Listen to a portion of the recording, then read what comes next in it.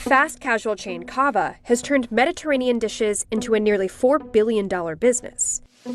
But most of its growth came from an uncommon strategy: buying a competitor quadruple its size and converting all its locations into CAVAs. I like to say I went to bed running about 70 restaurants and woke up running over 250 restaurants. The strategy turned CAVA into the country's biggest Mediterranean restaurant chain, leaving many to compare it to where Chipotle was a decade ago. Its success depends on how long the Mediterranean diet can remain popular. The company says it's using lots of customer data to strategize where to open new locations. But now that CAVA can no longer rely on an acquisition to scale up, how can it continue to grow at such an ambitious pace? Growth takes time, it's expensive, it's variable, and I think that's a little bit of coming down to reality. This is the economics of CAVA. CAVA has been rapidly expanding for years. CAVA really likes the suburbs. They really see potential there, and some of those communities probably don't have other Mediterranean food options or readily, marketed to them options that they might seek out. We've built a really robust real estate model that includes demographic and psychographic analysis.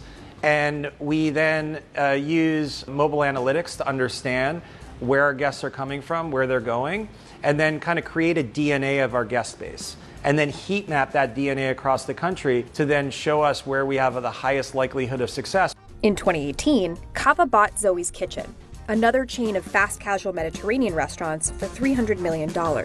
At the time, Zoe's Kitchen had 261 locations, compared to CAVA's more than 70.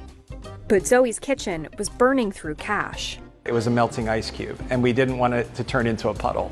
Zoe's Kitchen, Shulman said, had lost its identity, serving as a cautionary tale for CAVA.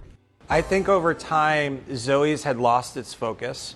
It had added many menu items. I think the consumer was kind of confused as to what the brand really stood for and what their core competency is. Versus at CAVA, we're really about these modern Mediterranean flavors. 38 ingredients, very simple, focused operation. Most of the new restaurants CAVA opened from 2019 to 2023 came from converting existing Zoe's Kitchen locations. This meant CAVA could scale faster and at half the cost of building new restaurants from scratch.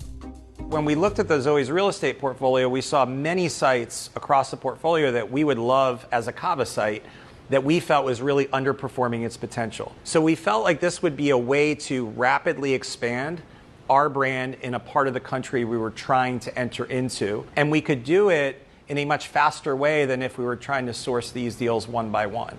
CAVA converted its last Zoe's Kitchen in October 2023, which means that now it has to build new locations from the ground up.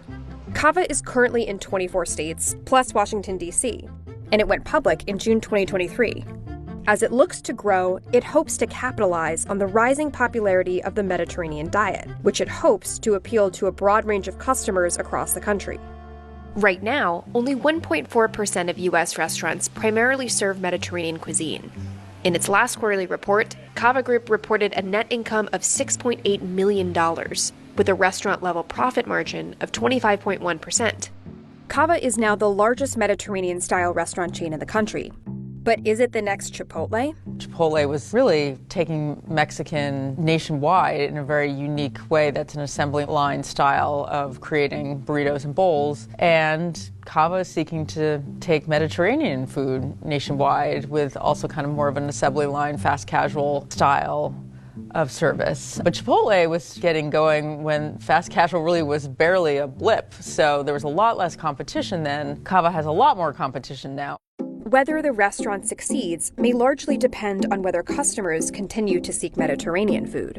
Mediterranean has gotten a lot of good buzz, right? It's seen as healthier, it's good for the heart and, overall body. That said, it's still new. Harissa, tahini, falafel, for a lot of communities, these are still new kinds of foods, and that's still a question mark. Do people want to eat this day in and day out, as opposed to just trying it? As of October 2023, CAVA finished converting all Zoe's Kitchen locations into CAVAs. But it's told investors that it will continue growing its number of locations by at least 15% each year. I think the biggest question is, can they grow in the way that they've said that they're going to for their investors and do it organically? Now they have to open their own sites, find their own sites, make sure the sites are good, be able to afford paying for this real estate and construction costs and other costs. It plans to open at least 3 restaurants in Chicago, which will be its first major foray into the Midwest. It's targeting 47 to 50 new restaurants in 2024, with locations based on a significant amount of customer data. I think restaurants are a blend of art and science. And so we love the science part in understanding how do we use data to inform our decisions. So it gives us great visibility into being able to take this brand to the 26 states we're not in today and to go broader and deeper in the 24 states we already currently operate in. But it's a difficult time to be expanding a fast casual restaurant. The economic slowdown has led to many restaurants struggling. And while chain establishments are better positioned than independent ones, the market is saturated. Despite this, CAVA is planning for 15% growth in store numbers next year.